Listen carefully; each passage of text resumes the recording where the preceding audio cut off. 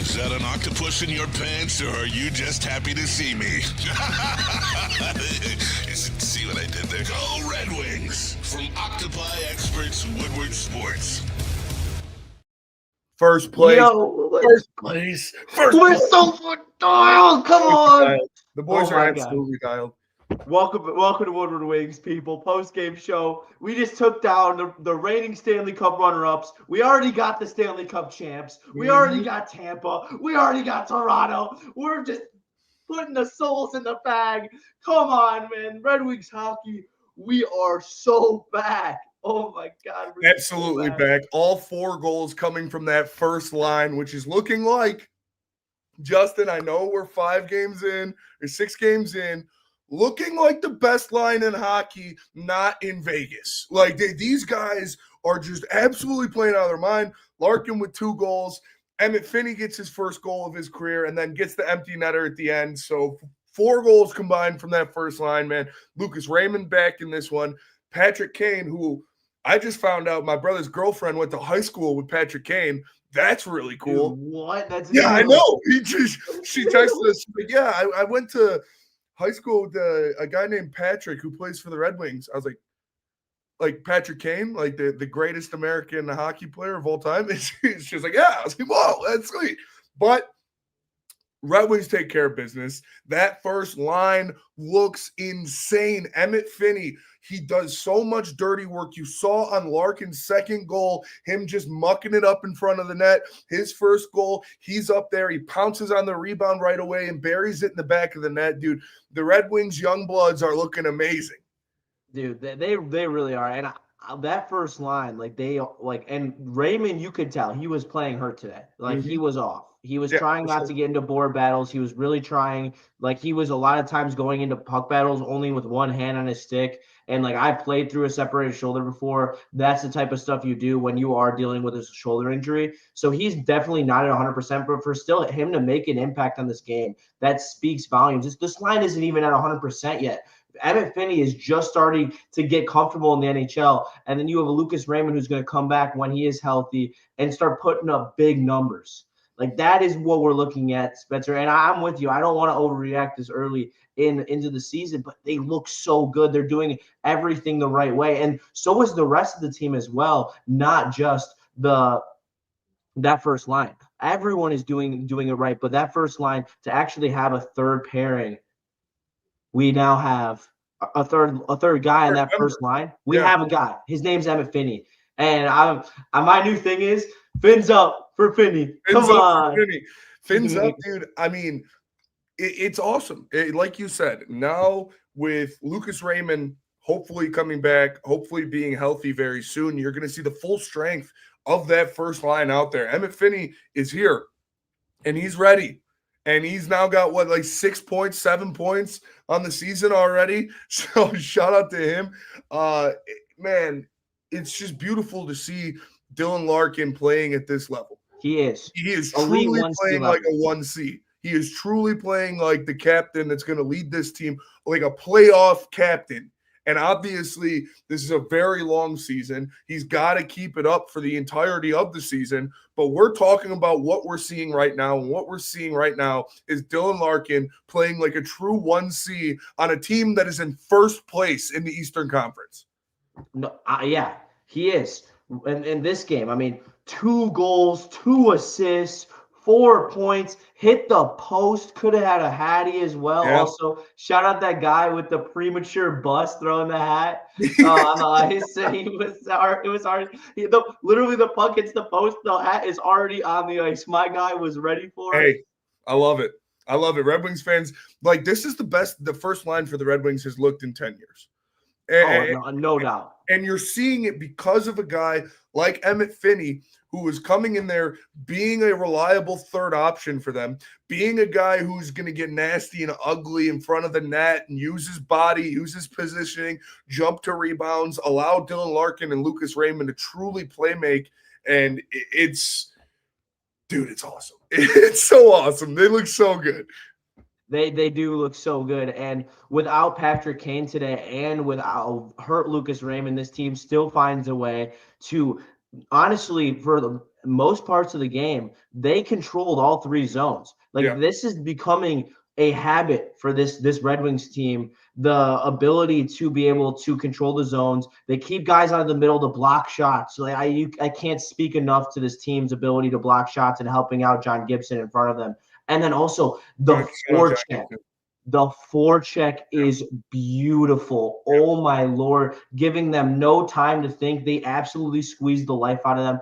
And like they are doing what good teams do. And they're doing like their forecheck right now is honestly in midseason form in comparison to every single team that we've played. They look so much better in the infrastructure of the game. And that's why I'm starting to truly believe in this team at like an astronomical level. And that's because of the kids. That is strictly because of the kids. And obviously, JVR and Appleton have done a great job adding some like solidarity to the bottom of that lineup. But when you have the kids out there forechecking the way they are, Emmitt Finnie, MBN, Marco Kasper, like they are putting so much pressure on opposing offenses and even opposing defenses to set up those plays behind the net. You got guys screaming at you. Like you saw really in the third period when the Oilers were making their push after the Draisaitl goal, the offense, they started humming a little bit and the Oilers started. And what happened?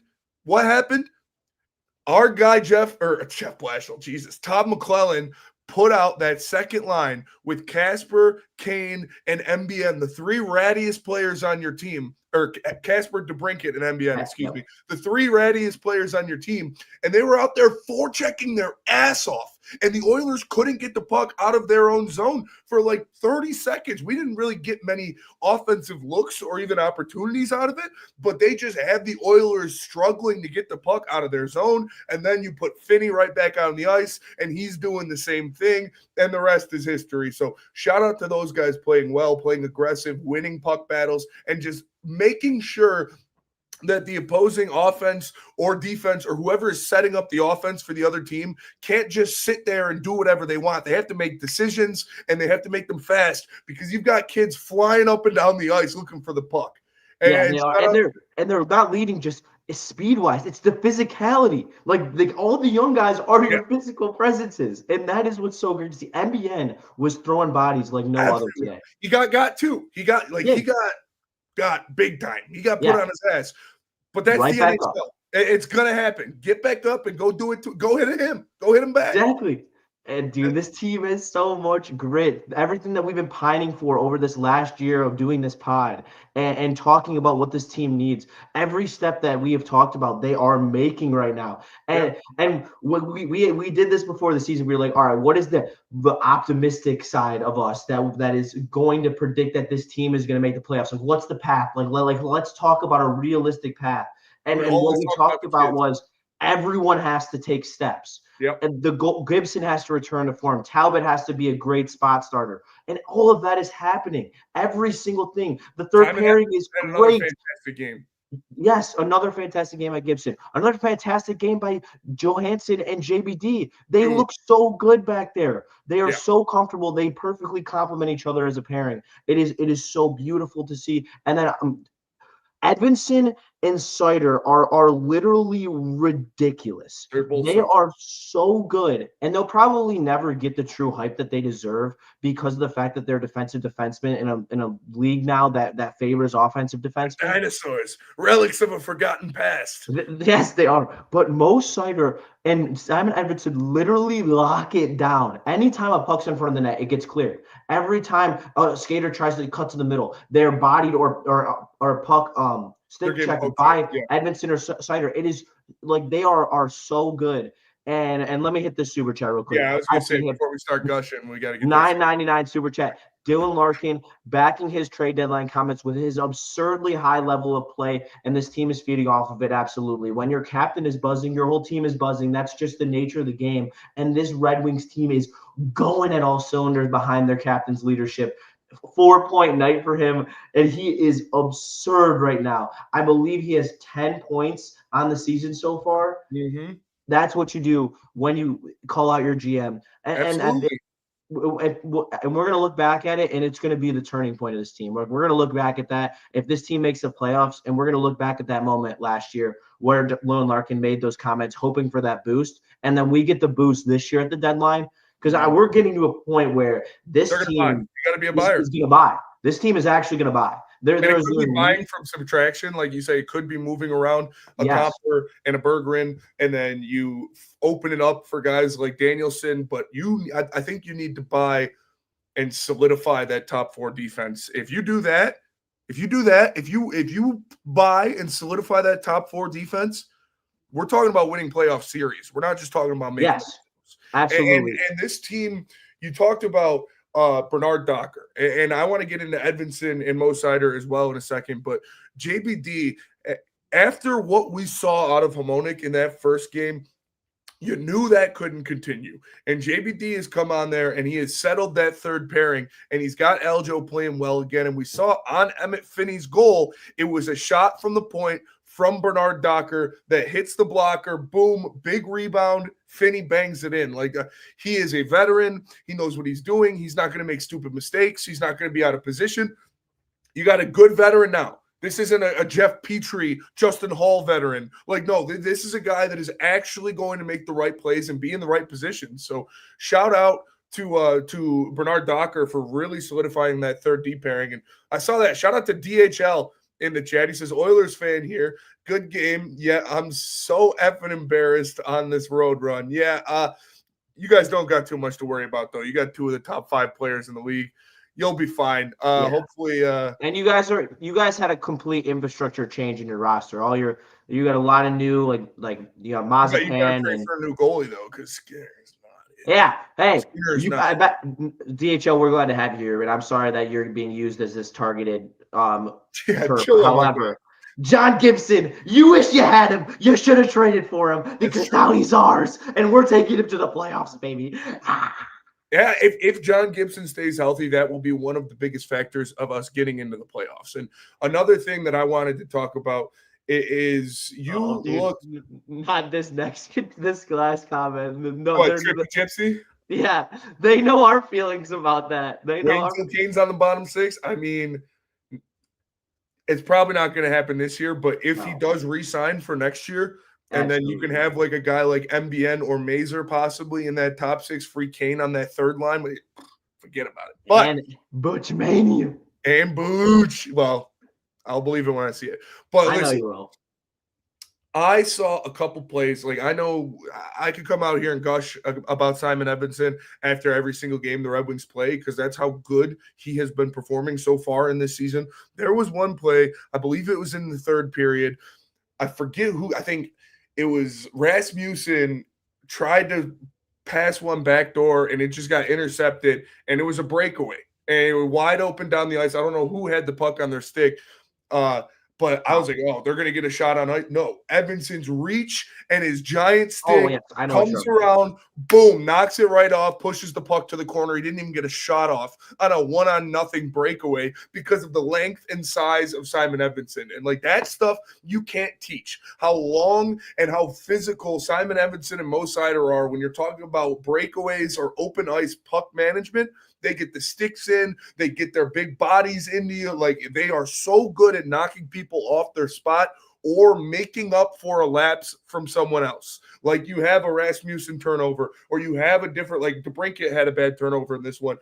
Those guys make up for that. They clean up for that. Having that much solid defense on the back end, you can play aggressive and you can look for those threaded needle passes because if you result in a turnover, you got the back end locked down with one of those 2 big goons out there. Yeah, and what you can't teach as well is how good of a skaters that they are. And that's not talked about enough because at their size, to be as good of a skater as Edmondson and Sider both are, they're so smooth. They don't allow faster guys to get around them because they're great at taking angles. There's literally so many things to like about their games, and they continue to elevate them. They are truly both, not just one, both taking the steps that we were hoping that they would to solidify themselves as 2 of the best defensive defensemen in the NHL. Now we got to flip to Edmonton's partner because I'm done. I'm done cooling the hype train. It is all the way going off the tracks. If we're talking Amtrak, we're halfway across the country. We're in Colorado by now from Detroit because I'm done holding back on how good I think ASB is because I can't lie. Spencer's always told me Justin, he's a prospect. Do not get too far. I know you think that he is generational. He's not a prospect anymore. He's not a prospect anymore. He's come here, and even me, and I'll even admit it. He has surprised me with how good defensively he is. This is not something that was a norm for him when he was playing in the SHL or when he played in World Juniors. He was a solid defender, but he has been so good defensively. The angles he takes, the poke checks, and he is stronger than anyone could have expected. He really worked on himself this offseason to become ready to take this jump into being an NHL player. And now he is showing you every single game he gets more and more comfortable with the puck. Today he rung iron. He almost absolutely sniped Skinner. That is what he is building into. He is going to be like Cole Hudson adjacent, but better defensively. I call him McCorish. Yes. Like I am so excited to see him continue to grow, especially if Edvinsson is going to be his partner forever. They will be so electric because ASP will be able to fully grow into the offensive demon that he is. With Edvinsson also, he has a lot of offensive ability. That one-timer combo, giving ASP those 1-Ts, oh my God, from point to point, it is going to be masterful, and I cannot hold it back any longer. ASP will be generational. I am so ready for it. I am so happy that he is here, and I know now that we have solidified your jersey pretty soon. I was gonna wait until he scored his first goal, but he already did. So, yes. Come on, let's go. I'm so excited for the ASP jersey, but ASP I don't think he could have been playing better hockey as a rookie right now. You can't ask for anything more because we see the signs of the offense there. Like he isn't as awesome offensively as we hope yet, but that's a given. You know, the signs are going to be there. He's going to grow into that. He's going to get more comfortable. He has to learn really the ins and outs of the North American ice completely before he starts taking his spots where you're really going to see his skating take over and you see the effectiveness of him skating with the puck. Once he really locks down the dimensions of the North American ice, then you're really going to see him start taking over these games with his puck handling and his skating. But where he is defensively right now is so much further than what we expected him to be at. Like, yeah, Simon Edvinsson does have to clean up some mistakes from him here and then, but he has looked good. He has looked physical. Like I see everybody in the chat saying he is not being chopped down. He's not being shaken. He's not being scared by any of these big physical forwards that are throwing at him. And Casey in the chat says, is ASP's ceiling higher than Seider? Absolutely, it is. Like it's probably higher than Edvinsson's too, because just his natural offensive ability is something that you can't teach. And like he's been a pubic hair away from multiple snipe shows already this year. Like it's pretty crazy. And once he truly gets comfortable out there, he is going to be absolutely just like Red Wings fans have never seen a defenseman like this. No. And so it's like hard for like a casual hockey fan that only watches the Red Wings and hasn't seen these new age DMAC calls them water bug defensemen that are out there flying around, getting up on the break, getting into the passing lane, attacking the net and being that secondary help. Like Red Wings fans haven't seen that out of a defenseman in a long time. So it's going to be something that's going to be like, whoa, okay. It's like having another forward out there. It really is. And like you said, having Simon Edvinsson so solid in the back end, allowing him to truly mold his offensive game, knowing he's got Ed to clean up for him, it is just beautiful. It is. And it's the perfect combination right now in that back end. I'm curious at what point in the season does Yzerman look to extend JBD? If JBD continues to play like this, he's on a 1-year deal right now. I'm very curious if he puts together a string of 25 games, if he doesn't get another like a 2-year bridge deal, so similar to the contract extension that Johansson got this past offseason. What's Sherrod's deal up? Sherrod is done after this year. Oh, okay. Yeah, do it. Then I would definitely like to see. I was going to say if you got Sherrod for another year, maybe you wait. So then maybe Johansson 2 will be ready after that. But No, yeah. If Sherrod's gone, I would love to see give JBD another year or two. Just nothing crazy. 2 years, 3 million, something like that. Yeah, this is the last year of Sherrod's deal. That I am correct on that. So yeah, I think that you gotta explore that. If he's continuing to put together these types of games, as well as he's playing some pretty big minutes for you as well. He's playing 15 minutes for you a night. Like that's something that you can easily turn up to. I don't believe it would get worse if you played him 18 minutes a night. So I think that you solidify your third pair with Johansson and JBD for the next couple of years. I think that will be absolutely amazing. Supersonic style in the Woodward Sports Chat says Emmitt Finnie. He's the next Henrik Zetterberg. I mean, 7th round pick. Hank was a 7th round pick too, or was he 6? It was 6 or 7. He was 6.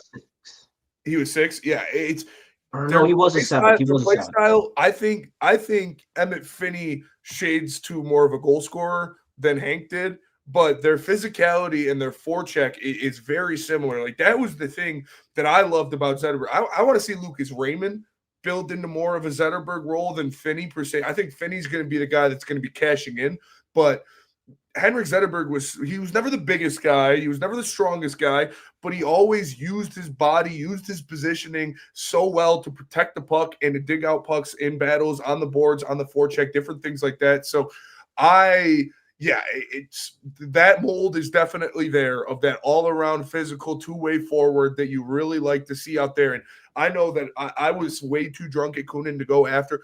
Having that first OT unit that you put out there of Larkin, Finnie, and ASP, that's nails, dude. That's fucking nails. Like all of those guys are so fast. They're so good at winning puck battles. They move around the ice so well. If you miss a shot against that unit, it's a 2-on-1 breakaway, and nobody on the ice can catch any of those guys. So no. That was beautiful. I love to see the Rooks skating so well.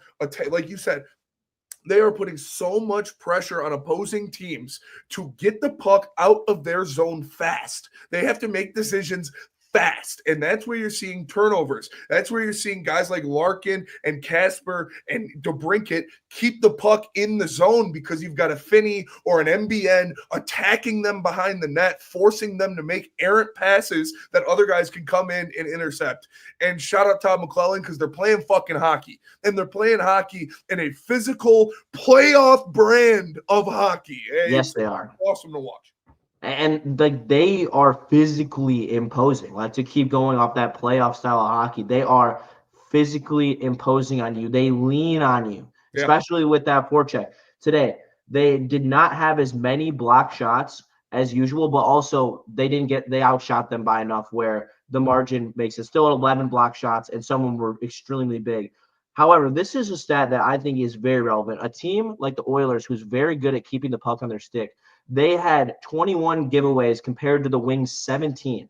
So being able to have the puck on your stick and have that possession time is so massive when you are playing a McDavid and a Draisaitl. For when they do have the puck on their stick, they are dangerous every single time. And you limited those opportunities time after time today. And that's why the brand of hockey is just so beautiful right now.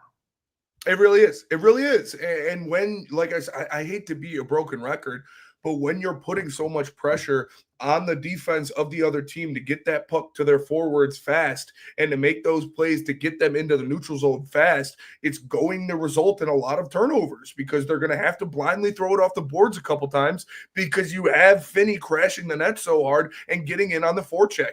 And it's – oh, man, it's just so good to watch this brand of hockey. Before I answer this, I talk about this super chat. Oh, yeah, we can talk about that. I just want to say the idea of space on the ice that this team has. Like, they are committed to putting the puck into the correct spaces, and because they know where the spaces are that people are going to put the pucks, they constantly win those puck battles in the neutral zone. And that's another huge key that we were not winning last year. But we'll hit this. Steven Peters. Compher is so bad. Cheeks. Please get him off the team. He's cheeks. He is so bad. Cop has his moments. Like today, he did not play well. But like he has games where grit at least. He gives you some grit at least. He does. Confer is soft. He is bad on the PK. He turns the puck over. He's not in the right positioning. He's just a net negative. And I do think that he is the next one to go. Like, seriously. I think once Danielson is ready to go, JT Confer and Michael Rasmussen are going to be seeing their final days, and we'll see Danielson and Mazur come up here and take care of business. So, especially with how the kids are playing, like, why would you not just keep, like, if it's working, just keep leaning? Mazur scored again.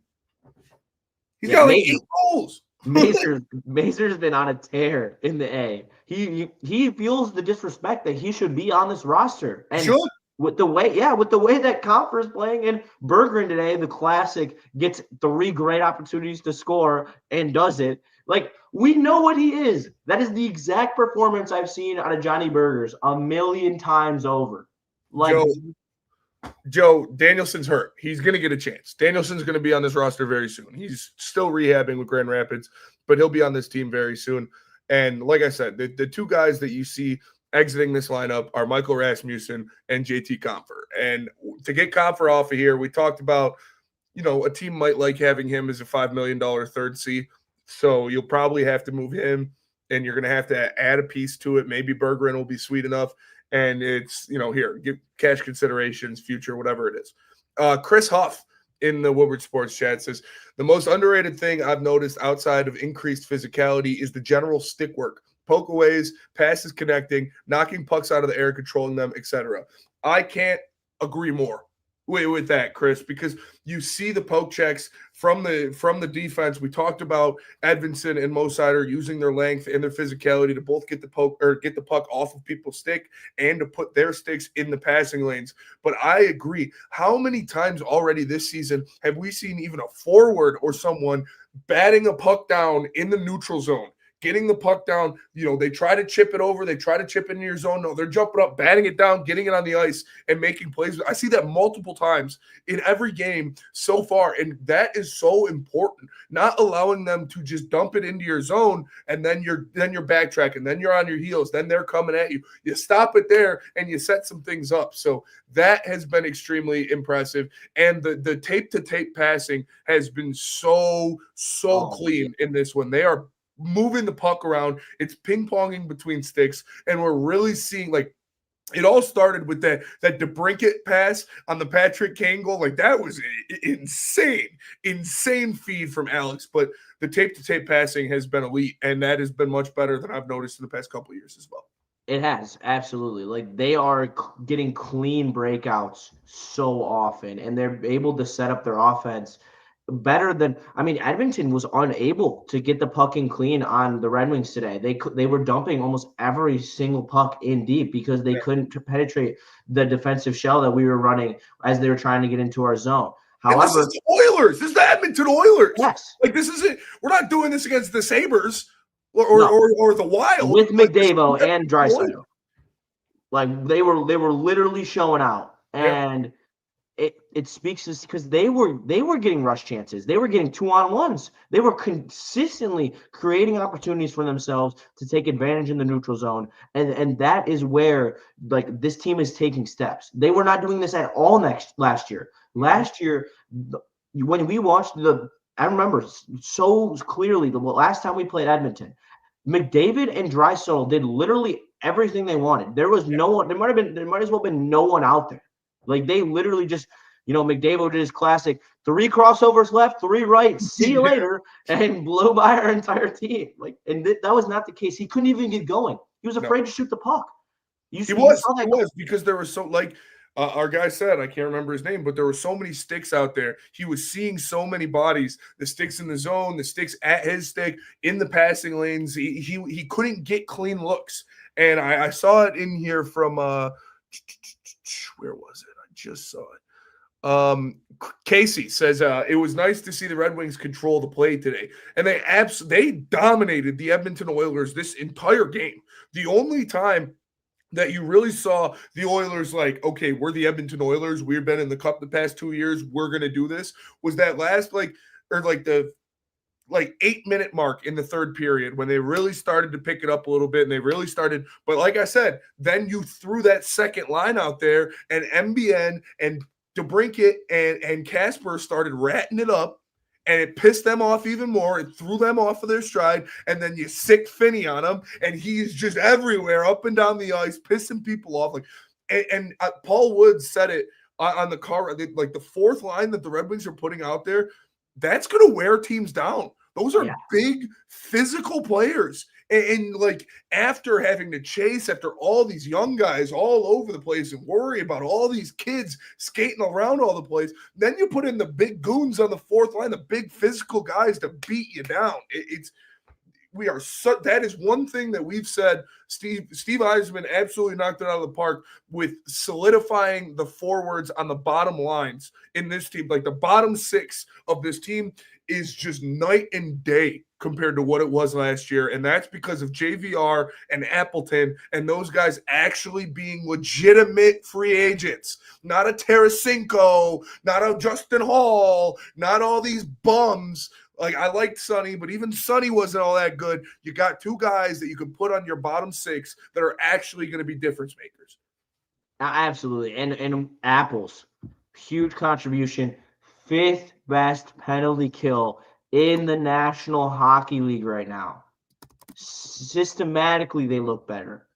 As a unit, they look better. Everything about the penalty kill looks 1,000 times better.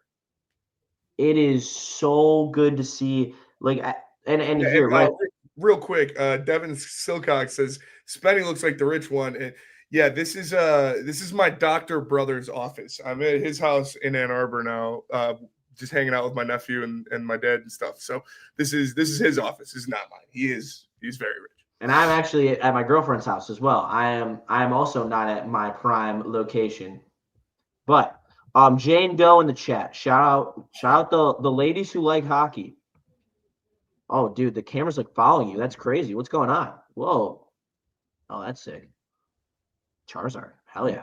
Is this play actually sustainable through a season, or is it just a good start / run? Spenny's camera is like creeping me out. It's like following him all over the place. Oh, damn. Kid it out. Big dubs. But with how they're playing, no. Like, they are playing a legitimate like style of hockey. Like the PK looks legit. Like, it's not, and it's against good teams. We're not playing against the Sisters of the Poor. We're not playing against the Penguins or the Sabres. Like, we're doing it against Stanley Cup teams. Yes. We literally just played 4 of the front runners to win the Stanley Cup, and we beat them all. And the PK looks great. The kids look great. They don't look out physical. They don't look outmatched. And maybe they look better because they had the preseason to ramp up. But that's still not like the only reason. It's a brand of hockey that McClellan has instilled into these guys, and that they consistently are just elevating their play every single time they go out there. The PK looks better, the forecheck looks better, the effort looks better, the physicality looks better, the goaltending is better, the defense is better. Everything is better. Everything that we have been bitching out about for the past 2 years is better. So for my eyes and for what I see, this team is better. I agree. And we got a super chat in here from Phil Kolick Jr. He says, this is the core team. We haven't even seen other rookies yet. The NHL is not prepared for what's coming. Except the highest drafted guy still isn't even out there. Like, you're the guy you drafted to be your 1C of the future still isn't even a part of this team. And Mazur is such a big part. And you've got Aljo's cousin, Albert Joe. What do we call him? Anton Joe, yeah. And Joe coming to join us. Just another big asshole defenseman to put out there. I'm very excited about him. And our goalie of the future is just a dog. He's a Spartan dog. And I just do it. Like, I'm happy that we no longer have to Booch. If Booch makes it, get hype about Booch. Booch. Like I said, I do not trust Russia. So hopefully he's here next year. I want to see him here next year. He should be here next year. But they could just be no, he's not coming. And there's Max Plante, he's playing great right now in college as well. and Carter Bear. Like you've got a lot.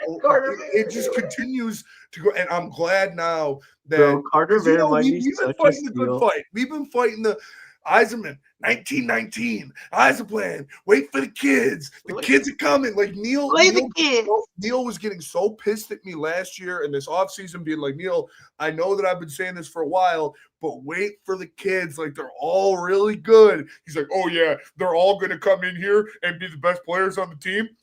Yeah, they are. And they are. And we're seeing it. It's happening. The Eiser plan is actually happening in front of us. It feels good.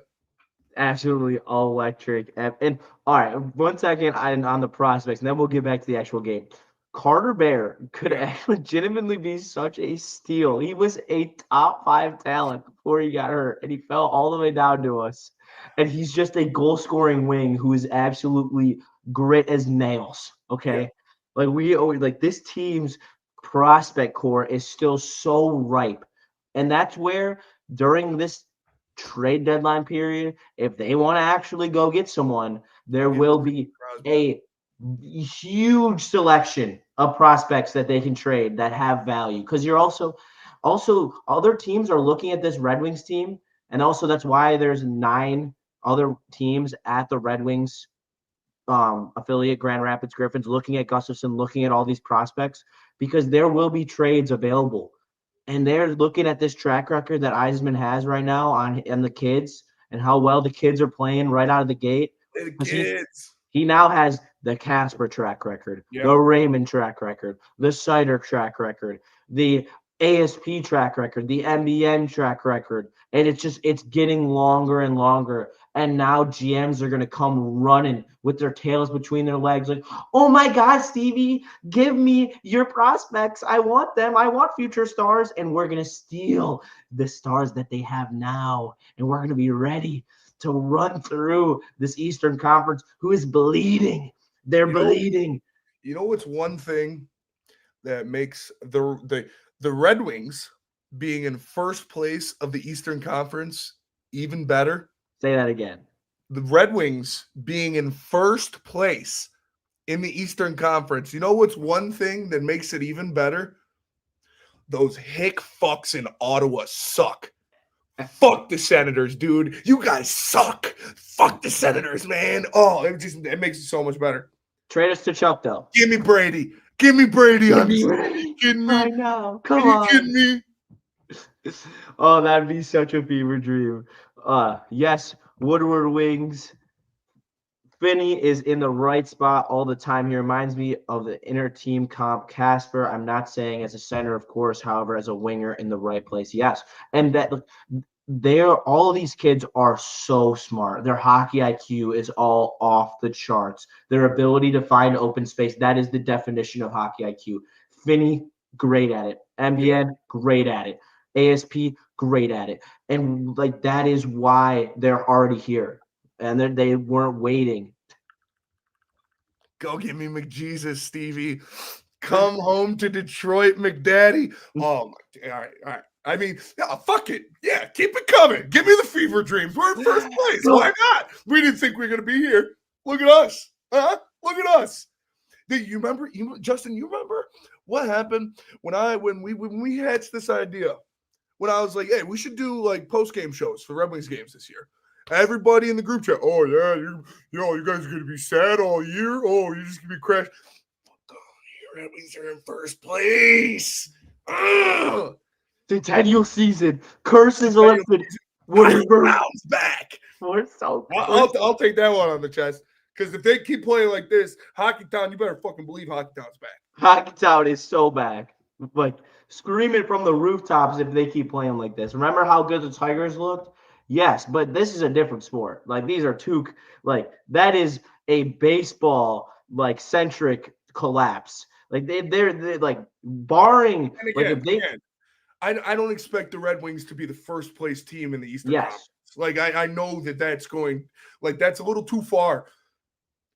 But there's, barring, multiple devastating injuries. Yes, that was exactly what I was going to say. Dude, this is a playoff team for sure.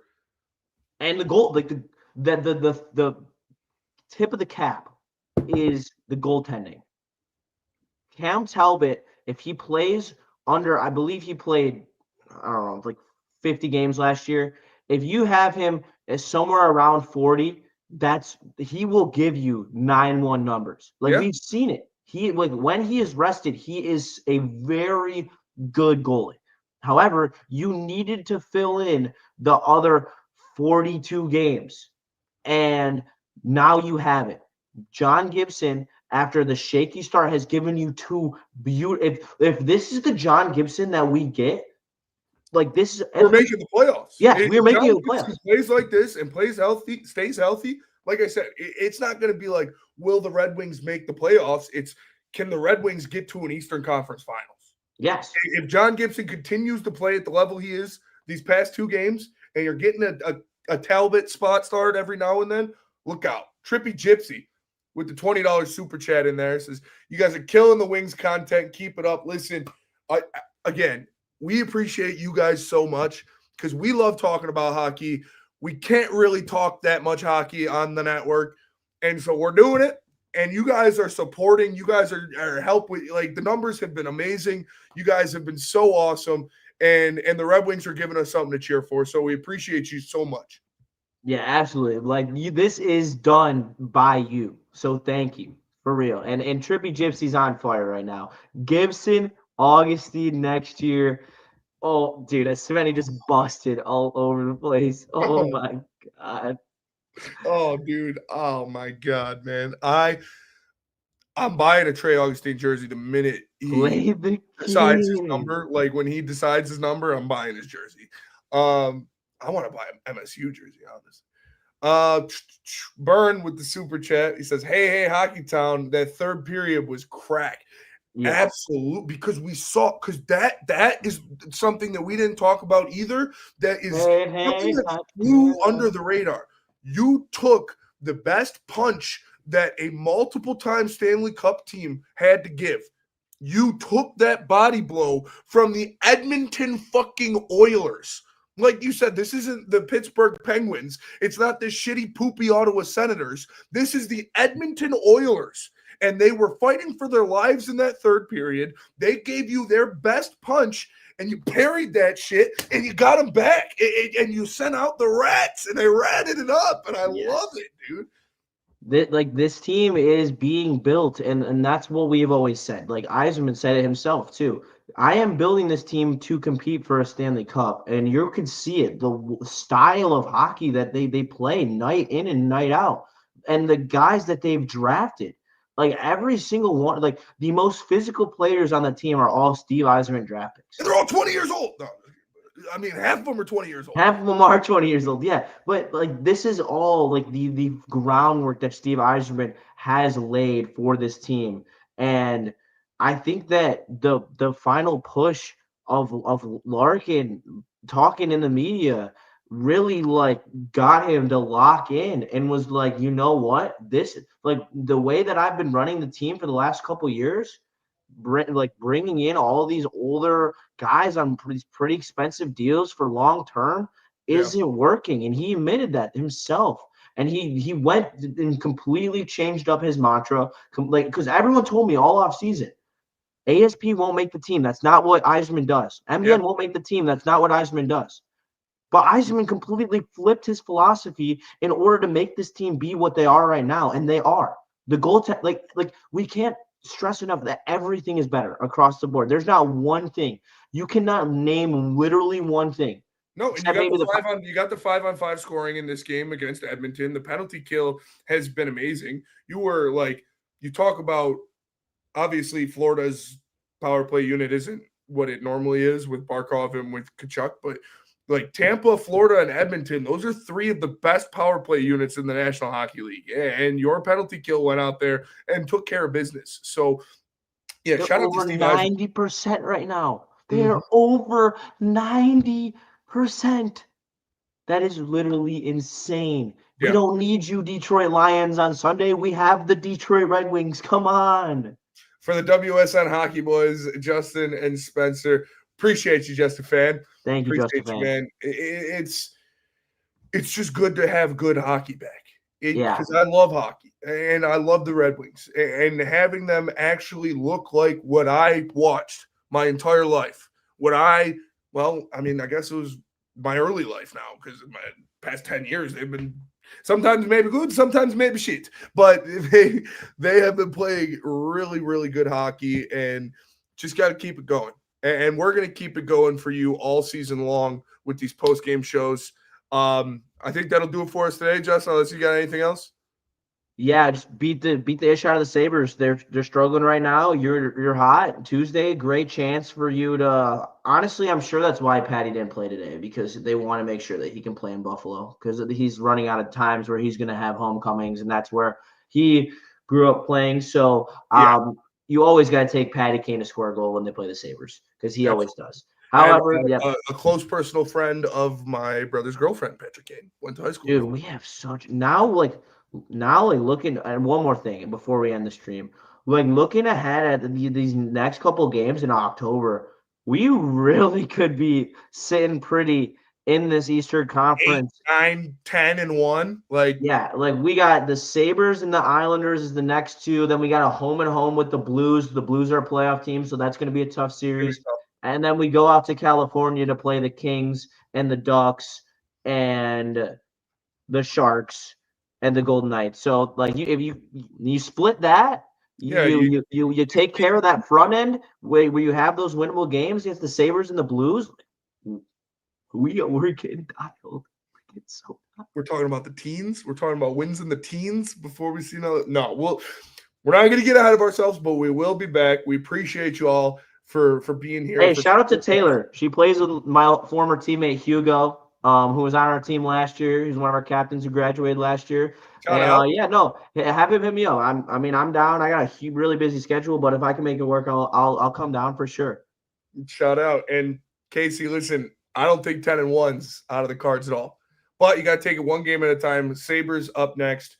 Can't allow this to be a game where you let your foot off the gas because you're going to play Buffalo. Got to go in there, play with, because they do have players. They got Tage Thompson, they got Owen Power, they've got good players. So you got to make sure you take care of business. McClellan is the MCDC for the Wings. Bank it, Brad McGuire. Just play fucking hockey. We appreciate you all. Smash that like button, subscribe. We'll be back after the Sabres game. We'll see you then. This is Woodward Wings post games. Peace.